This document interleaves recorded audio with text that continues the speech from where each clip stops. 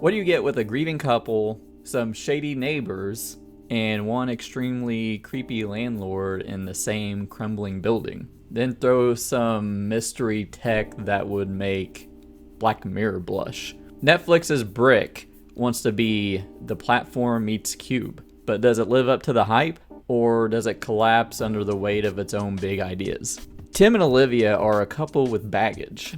He's coding games and ignoring her emotional trauma. She's Paris-bound and done with his digital nonsense.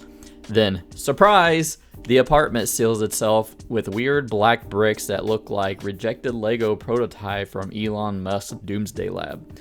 No windows, no doors, no plumbing, and definitely no Paris. The mystery is on. Matthias Schweighöfer, a game developer, sad boy, loves Olivia, but also loves debugging. Known for Army of Thieves. Think German Jesse Eisenberg if he could do push-ups. Rubio Fee plays Olivia. Architect Grieving, ready to yeet herself out of the relationship. Real-life partner of Matthias. And she's the emotional backbone of the film. This is directed by Philip Koch, who's known for Tribes of Europa. When the movie opened, I was getting into it. I like these high concept, sci-fi, what the hell is going on sort of thrillers. They're trying to figure out what's going on, how this all works. The bricks have this kind of cool magnetism trick to them. And when they start exploring and trying to dig through walls and floors to get out of there and meeting their neighbors and these other characters, I kind of like that part of it. They have some druggy Airbnb neighbors, some manosphere sort of conspiracy nut like Yuri, and an old guy who's paranoid himself with his granddaughter. And there is one highlight, like towards the end of the movie, a pretty gnarly kill. It kind of reminded me of Cube a little bit, but I think it nosedives in the last half of the movie. The dialogue feels really clunky. Once the mystery starts unraveling, it's kind of disappointing. And when it comes to the dialogue, I should say that this is a German film. I'm watching with subtitles, so it could be a translation to that, but I just wasn't very impressed. And the worst part, dumb characters making dumb decisions. And it's rather predictable. There was one kill towards the latter half of the movie that kind of surprised me. I'm like, oh, they're dead now? But yeah, it's just like, oh, we're going to meet this creepy guy and he keeps smiling. They have these close-ups of him smiling. And I'm like, apparently he's going to be the big bad at the end, right? Just a lack of real surprises in this, which is kind of what you want in this type of movie, I think. And the tension between the two leads. I think the movie also gets bogged down in that their child died during childbirth and he's not processing that grief like she is, and that's why she is about to leave him. Which, I mean, there's the metaphor, walls, he's building walls himself, metaphors. But I think it kind of dragged down the story a little bit and made the pacing a little off.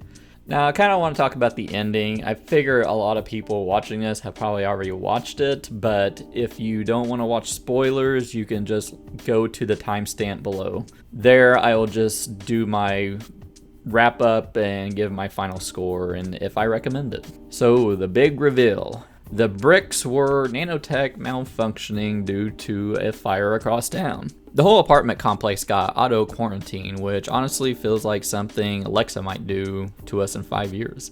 Tim and Olivia fight Yuri, who dies but then doesn't. Horror movies' favorite trick. Olivia escapes but comes back to sledgehammer Yuri into oblivion. They make it out, only to find the whole city is bricked in. But wait! There's a radio broadcast. Turns out the outside world is totally fine, just a big tech glitch. Because yes, humanity really will be ended by bad software. Overall, I would give Brick 2025 a 2.5 out of 5. For something that was compared to Cube in the platform, I think this falls pretty short of both of those. Sure, they have similar concepts, but this one kind of fails in execution, especially in the latter half. It really felt like a episode of an anthology show that just got padded out to a feature-length runtime. It starts out well enough, I believe. It got me intrigued at first, but In that latter half, it really does just sputter. And when the mystery was revealed, it just kind of falls flat. So this isn't a recommend for me, so I say skip it.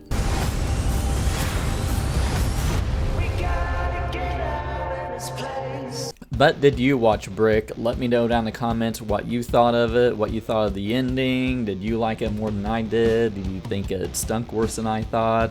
Let me know down in the comments. Hit that subscribe so you don't miss the next time Netflix bricks me inside my own expectations. And appease the algorithm gods and hit that like button. And I'll see you later. Bye.